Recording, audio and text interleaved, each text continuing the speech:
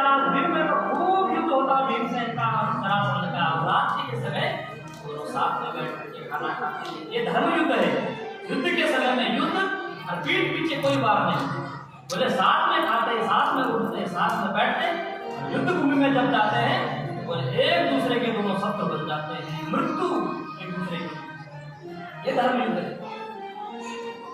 एक दिन महाराज युद्ध हुआ, 2 दिन हुआ, 3 दिन, 4 दिन, बोले 27 दिन बोले युद्ध हो बीत गए।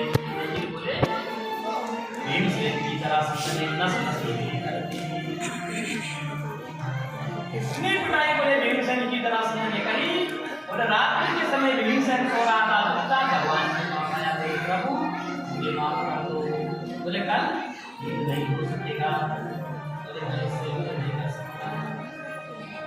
भगवान ने कहा बोले भीमसेन मैं जानता था तुझे बोले अपने बल का बहुत अहंकार था। भीमसेन बहुत बलवान था। भगवान ने बोले भीमसेन का भी अहंकार दूर करना चाहा।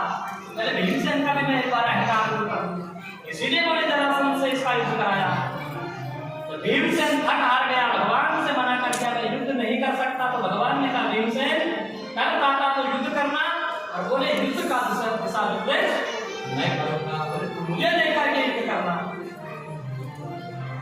और महाराज प्रातः काल बोले जब युद्ध प्रारंभ हुआ तो भगवान ने भीमसेन को इशारा किया, तिनका दिखाया, को चीर करके बोले ये कहा है।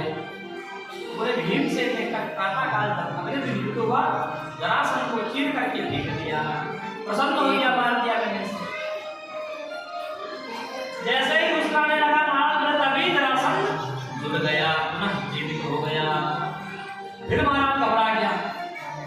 फिर युद्ध हुआ तो बोले भगवान ने फिर चीर करके दिखाया और बोले विपरीत दिशाओं में 2 टुकड़े फेंकिए, फिर भी किए। बोले भीमसेन ऐसा ऐसा ऐसे बोल कर इसके जो टुकड़े हैं बोले ये विपरीत दिशा में हैं।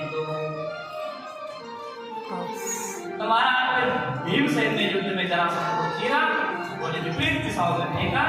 भीमसेन जरासंध का बोले वध हो गया। बोले महाराज जरासंध बेहतर नाम का राजा था। बोले उसकी 2 रानियां थी। कौन था? बोले जरासंध। ऐसे कैसे इसकी टुकड़े कर दिया? तो बोले महाराज जरासंध जो बृहदत्त नाम का राजा था उसकी 2 रानियां थी, संतान नहीं हुई। तो बोले संत ने एक फल दिया, ये फल रानी को खिलाना संतान हो जाएगी। तो बोले राजा दोनों रानियों से प्रेम करते थे, फल किसको खिलाओ? बोले फल को बीच से काट करके दोनों रानियों को खिला दिया। तो बोले दोनों रानियों से आधा पुत्र एक रानी से जन्म लिया, आधा पुत्र दूसरे रानी से जन्म लिया। और बोले जब ये ऐसा पुत्र का जन्म घर में हुआ कौन पुत्र को संभाले?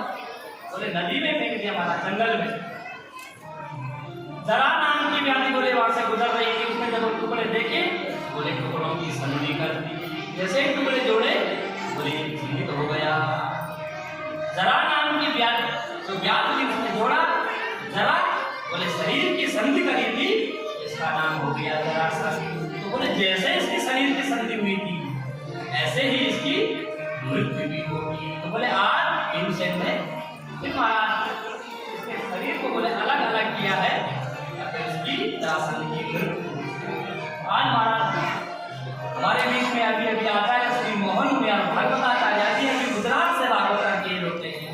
बड़े बड़े संतों का कुल देवताओं का इसका नाम बताता हुआ है। सबका हार्दिक स्वागत। ऐसे ही आप सनातन धर्म के प्रचार के साथ आप करते हैं। भागवत भगवान की कृपा के ऊपर सदैव बनी रहे। जरा